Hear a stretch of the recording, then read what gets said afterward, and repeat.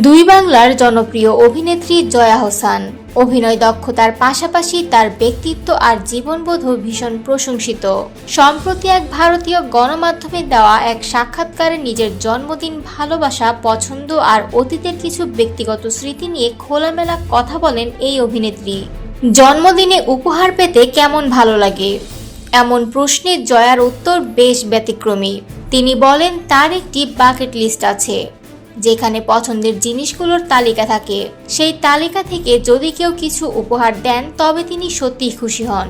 একটি মজার অভিজ্ঞতা শেয়ার করে তিনি বলেন, একদিন রাস্তা দিয়ে যাওয়ার সময় একটি শাড়ি চোখে পড়ে। ঠিক করলেন পরে কিনবেন, কিন্তু দেখলেন তার এক বন্ধু আগেই সেই শাড়িটি কিনে ফেলেছে, আর তাতেই মন ভালো হয়ে গেল। তবে সবচেয়ে খুশি হন গাছ উপহার পেলে। তার ভাষায় গাছ একটি জীবন্ত সম্পর্কের মতো, যত্ন নিলেই বেড়ে ওঠে। কলকাতার প্রতি ভালোবাসার কথাও উঠে আসে জয়ার কণ্ঠে। বলেন, এই শহরের একটা অদ্ভুত চরিত্র আছে, যেটা ভাষায় বোঝানো যায় না। পৃথিবীর আর কোনো শহরকে আমার কাছে কলকাতার মতো মনে হয় না। স্মৃতিচারণায় ফিরে যান শৈশবে।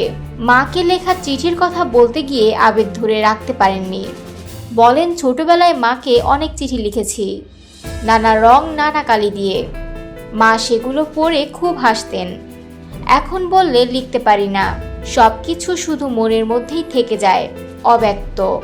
আর সৌন্দর্য ধরে রাখা, সেটা নিয়ে একদমই চিন্তিত নন জয়া আহসান। হেসে বলেন, আমি সব খাই, কেক, পায়েস, মুড়ি সবই খেয়েছি। আমি খেতে ভালোবাসি, এসব নিয়ে ভাবি না। জন্মদিনের দিন তার এক বন্ধু মনমোহন প্রথমবারের মতো তার জন্য পায়েস রান্না করেন, আর জয়া লুকিয়ে সেই পায়েস আগেই খেয়ে ফেলেন অর্ধেক বাটি। জয়ার ভাষায় এটাই তো জীবনের আসল সুখ।